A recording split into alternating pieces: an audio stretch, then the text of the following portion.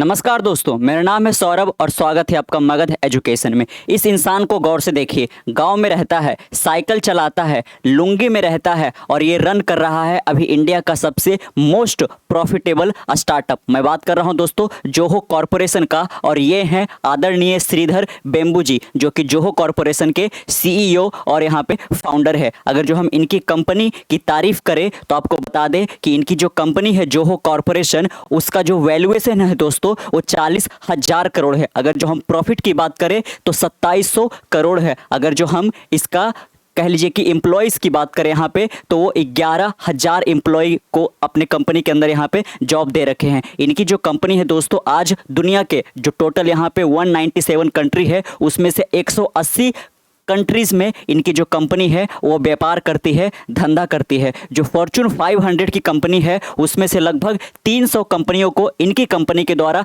Consulting provide किया जाता है। नेटफ्लिक्स हो गया, अमेजन हो गया और टाटा महिंद्रा जैसी बड़ी कंपनियों को ये कह लीजिए कि यहाँ पे कंसल्टिंग प्रोवाइड करते हैं। तो आखिरकार कैसे इतनी बड़ी कंपनी इन्होंने खड़ा कर दिया? अगर जो आप इनका जो प्रॉफिट है 2700 करोड़, अगर जो आप ये कह लीजिए कि इमेजिन नहीं कर पा रहे हैं तो आप गेस कीजिए, है ना। जो आप शार्क टैंक इंडिया देखते हो उसमें से जो टोटल 6 जजेज है उसमें से केवल 2 ही जजेज ऐसे हैं जिनकी कंपनी आज प्रॉफिट में है। एक है रितेश अग्रवाल का जो ओयो कंपनी है और दूसरा अमन गुप्ता का बोट कंपनी है। अगर जो हम एग्जाम्पल है दोस्तों कि बोट का, है ना, जिनके फाउंडर यहाँ पे कह लीजिए कि अमन गुप्ता है, तो बोट का जो नेट प्रॉफिट है एनुअली वो महज 68 करोड़ का है। तो 68 करोड़ इंटू 38 कीजिएगा, तब जाकर वो कहीं 2700 करोड़ का मार्क रीच कर पाएगा और तब वो इनका मुकाबला कर पाएंगे दोस्तों यहाँ पे, है ना।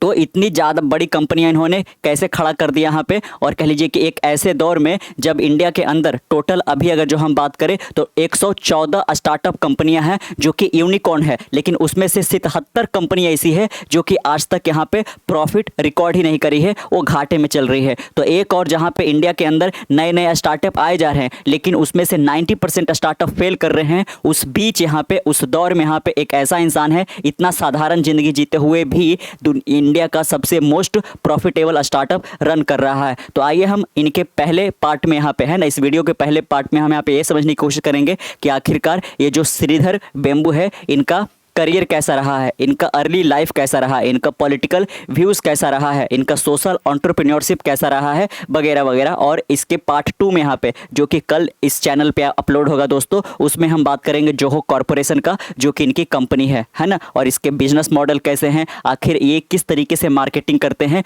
ताकि इनका जो ये बिजनेस मॉडल है और इनकी जो कंपनी है 2700 करोड़ की कंपनी यहाँ पे 2700 करोड़ का प्रॉफिट यहाँ पे कमा पा रही है 40,000 करोड़ के वैल्यूएशन के साथ। और अगर जो हम रेवेन्यू की बात करें तो वो 7,000 करोड़ पहुंच जाता है दोस्तों, है ना।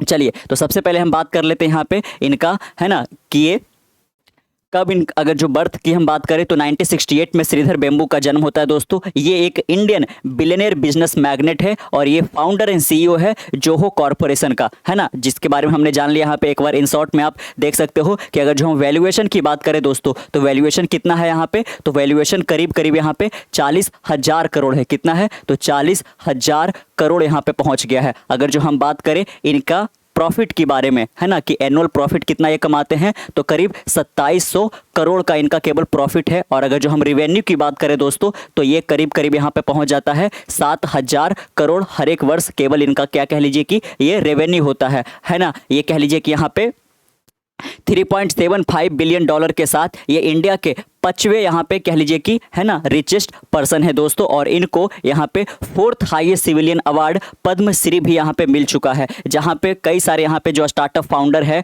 उनके ऊपर कह लीजिए कि ईडी का नोटिस आते रहता है, वो बिल्कुल गिरफ्त में चाहे जाते हैं। जैसे कि आप एग्जाम्पल ले सकते हो कि आज के दिनों में जो यहाँ पे बाइजू रविंद्रन है, जो कि बाइजू यहाँ पे जो एडटेक है उसके फाउंडर एंड सीईओ है, आज इनका नेटवर्थ 0 पहुँच चुका है। और ये जो एडटेक कंपनी है यहाँ पे बाइजू, वो पूरी तरह से यहाँ पे बैंकरप्ट हो चुकी है ना। ईडी के एक के बाद एक इनके ऊपर नोटिस आ रहा है यहाँ पे, है ना। लेकिन इसी दौर में यहाँ पे एक ऐसा इंसान जिसको यहाँ पे कह लीजिए कि गवर्नमेंट या ईडी की ओर से किसी तरीके का कोई यहाँ पे फाइनेंशियल फ्रॉड का नोटिस नहीं आ रहा है, बल्कि यहाँ पे इनके वर्क को एक्नॉलेज किया जा रहा है, इनको अवार्ड से सम्मानित किया जा रहा है। और इंडिया का 4था हाईएस्ट सिविलियन अवार्ड पद्मश्री से इनको ऑलरेडी 2021 में कह लीजिए कि यहाँ पे मनोनीत किया जा चुका है दोस्तों। अगर जो हम थोड़ा सा और यहाँ पे बात करें तो बेम्बू का जन्म 1968 में कहाँ पे हुआ दोस्तों, तो एक तमिल ब्राह्मण फैमिली में तमिलनाडु में में हुआ था, है ना, तंजावुर डिस्ट्रिक्ट के अंदर। He graduated with a bachelor degree in electrical engineering from the Indian institute of technology Madras in 1989, है ना, 1989 में ये इंडियन इंस्टीट्यूट ऑफ टेक्नोलॉजी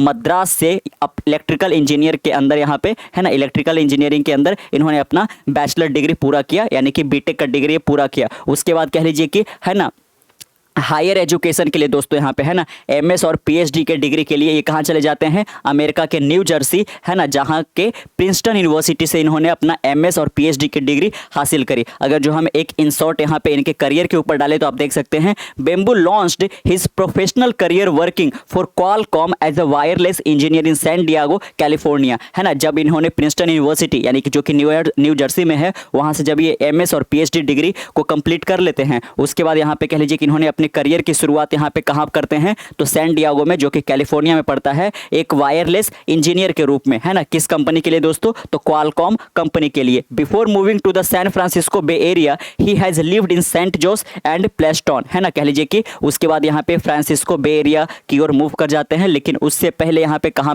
पे रह चुके थे, सेंट जोस में और प्लेस्टन में। यहाँ पे इन 1996 bamboo along with two of his brother founded a software development house for network equipment provider called advent net. आप देख सकते हैं कि 1996 में बेम्बू अपने दो भाइयों के साथ एक सॉफ्टवेयर डेवलपमेंट हाउस, किसके लिए, network equipment provider AdventNet के लिए यहाँ पे एक कंपनी खड़ा करते हैं। The company was renamed Zoho corporation in 2009, और जिस कंपनी को उन्होंने 1996 में यहाँ पे खड़ा किया था दोस्तों, वो आगे चलकर 2009 में उसका नाम बदल जाता है जोहो कॉर्पोरेशन। और कल की वीडियो में हम इसी जोहो कॉर्पोरेशन का जो यहाँ पे बिजनेस मॉडल है, इसका केस स्टडी है ना, इसके फाइनेंशियल, इसके रिकॉर्ड, यहाँ पे जो भी है मार्केटिंग, हर एक तरीके को यहाँ पे हम इन डिटेल एनालिसिस करेंगे। Focusing on providing SaaS support to customer relationship management services. आप देख सकते हैं जो सास सपोर्ट होता है दोस्तों, जो कस्टमर रिलेशनशिप मैनेजमेंट सर्विसेज को प्रोवाइड किया जाता है, ये चीज़ यहाँ पे इनकी कंपनी जोहो कॉर्पोरेशन प्रोवाइड करता है। बेम्बू उसके बाद तेंकासी इंडिया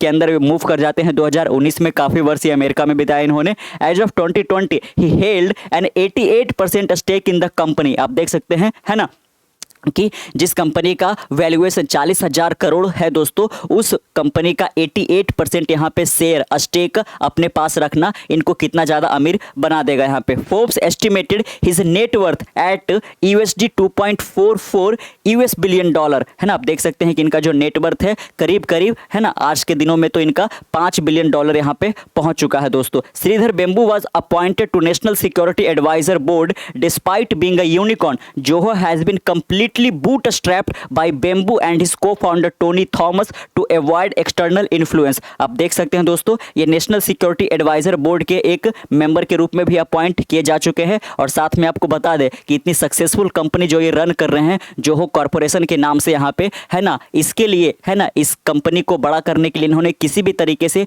है ना, इन्वेस्टर से या फिर कह लीजिए कि कस्टमर से इन्होंने किसी भी तरीके का कोई फंडिंग नहीं उठाया है, ना तो सीड फंडिंग, ना तो ए सीरीज, बी सीरीज, किसी भी तरीके का इन्होंने फंडिंग नहीं उठाया है। इसके बावजूद भी काफ़ी ज़्यादा इनका प्रॉफिटेबल स्टार्टअप कंपनी है दोस्तों यहाँ पे, है ना। इसके यानी कि पूरी तरह से ये बूट स्ट्रैप्ड है ना। इसके को फाउंडर कौन है, तो टॉनी थॉमस, जो कि चाहते थे किसी भी तरीके से इस कंपनी के ऊपर कोई एक्सटर्नल इन्फ्लुएंस ना रहे, है ना। एक्सटर्नल इन्फ्लुएंस तभी आता है जब आप कह लीजिए कि, है ना, ये वेंचर कैपिटलिस्ट से आप काफ़ी ज़्यादा फंडिंग उठा लेते हो, यहाँ पे इन्वेस्टर से आप काफ़ी ज़्यादा फंडिंग उठा लेते हो, है ना, तब यहाँ पे तो आप देख सकते हैं कंपनी पूरी तरह से बूट स्ट्रैप्ड है, पब्लिक कंपनी अभी ये नहीं बनी है और ये चाहती भी नहीं है इस तरीके से। यहाँ पे अगर जो हम इनके सोशल एंटरप्रेन्योरशिप पे बात करें तो Sridhar Vembu is noted for taking software and product development function from urban centre into rural villages in India. आप देख सकते हैं कि इनका जो काम है, यानी कि जो सॉफ्टवेयर और प्रोडक्ट का डेवलपमेंट करते हैं दोस्तों, वो कहाँ चाहते हैं कि जो अर्बन सेंटर में आज बड़ी बड़ी कंपनियां जो है अपना प्रोडक्ट बेचती है, उसको ये कहाँ लेके जाने की कोशिश कर रहे हैं,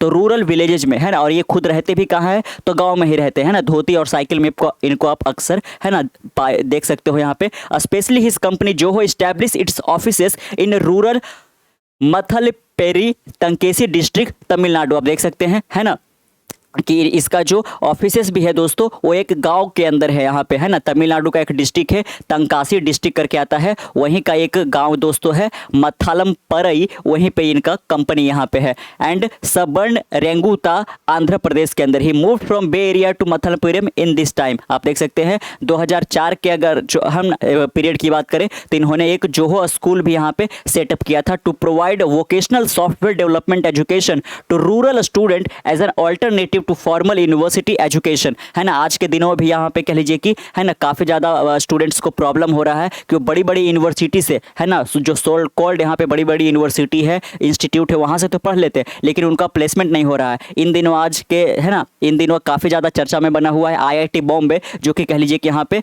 जो बच्चे IIT क्रैक करते हैं उनका पहला पसंद होता है ना, कहाँ जाने का, तो IIT बॉम्बे जाने का होता है। लेकिन आप जानकर चौंक जाओगे कि पिछले वर्ष यहाँ पे 36% स्टूडेंट प्लेस्ड नहीं हो पाए थे और इस वर्ष 38% जो यहाँ स्टूडेंट है दोस्तों IIT बॉम्बे के, वो किसी भी कंपनी में यहाँ पे प्लेस नहीं हो पाए, किसी भी कंपनी में एक जॉब तक यहाँ पे हासिल नहीं कर पाए। इसीलिए काफ़ी ज़्यादा वोकेशनल ट्रेनिंग, है ना, कि लोग यहाँ पे, है ना, वर्किंग वाइड डूइंग, यहाँ पे जो प्रैक्टिकल एजुकेशन है, जो स्किल डेवलपमेंट है, उसको डेवलप करे। इसलिए इन्होंने अपना एक स्कूल खोला था 2004 में, जो कि फॉर्मल यूनिवर्सिटी एजुकेशन के तौर तरीके से काफ़ी अलग था यहाँ पे, और वोकेशनल सॉफ्टवेयर डेवलपमेंट एजुकेशन, जो रूरल बच्चे यहाँ पे, गाँव के बच्चे हैं, जो ज़्यादा पैसा अफोर्ड नहीं कर सकते हैं बड़ी बड़ी यूनिवर्सिटियाँ में, है ना, जो कि केवल नाम का ही होती है यहाँ पे, तो इससे बचाने के लिए, ऐसे रूरल बच्चों को यहाँ पे सपोर्ट करने के लिए इन्होंने ये स्कूल खोला था।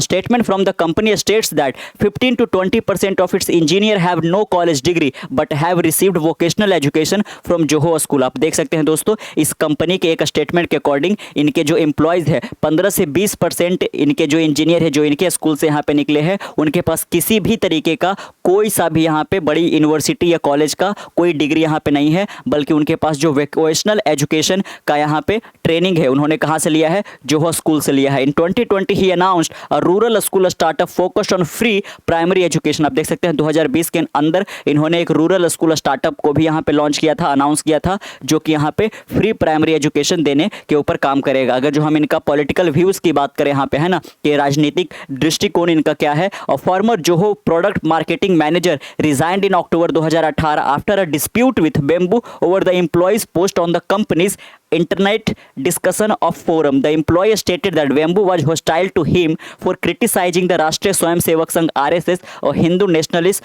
पार्लियामेंट्री ऑर्गेनाइजेशन, है ना। आप देख सकते हैं, है ना, कि जो इनका प्रोडक्ट मार्केटिंग मैनेजर है दोस्तों 2018 में क्या कर देता है, रिजाइन कर देता है। किस लिए, तो एक यहाँ पे डिस्प्यूट हो जाता है बेम्बू के साथ और उसके उस एम्प्लॉय के साथ। यहाँ पे क्यों जो एम्प्लॉय था stated that Vembu was hostile to him for criticising the Rashtriya Swayamsevak संघ, है ना, क्योंकि वो राष्ट्रीय स्वयंसेवक संघ को यहाँ पे कह लीजिए कि क्रिटिसाइज कर रहा था, इसलिए वो रिजाइन कर देता है ना। In January 2020 Vembu met with criticism after he attended as the guest of honour a high profile event organised by the RSS। तो आप देख सकते हैं कि इनका जो झुकाव है दोस्तों वो राष्ट्रीय स्वयं सेवक की ओर ज़्यादा है यहाँ पे। तो यहाँ से आप समझ सकते हैं एक तरीके से ये, है ना, बीजेपी को सपोर्ट करते होंगे यहाँ पे, है ना। Vembu defended his participation as a matter of his personal choice, है ना। आप देख सकते हैं, लेकिन इसके बलबूते या कह लीजिए कि हम इनके ऊपर कोई लांछत नहीं लगा सकते हैं कि ये RSS को सपोर्ट करते हैं या बीजेपी की ओर, क्योंकि ये इनका पर्सनल मैटर है दोस्तों, है ना। अगर जो हम इनके ऑनर्स की बात करें, अगर जो हम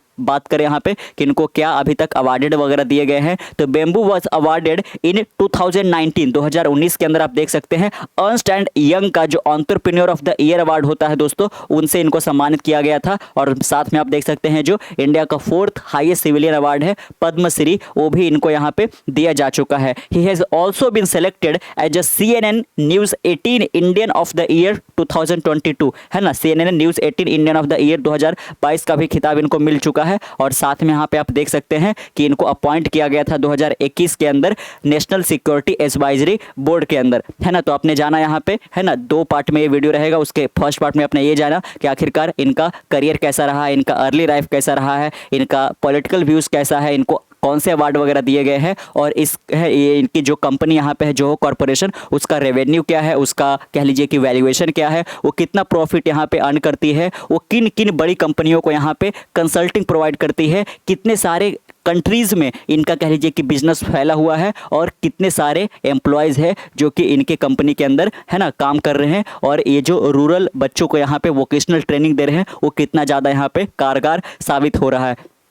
तो मिलते हैं कल एक नई वीडियो के साथ दोस्तों, तब तक के लिए keep learning, keep growing. This is Saurabh signing off, to next one, bye bye.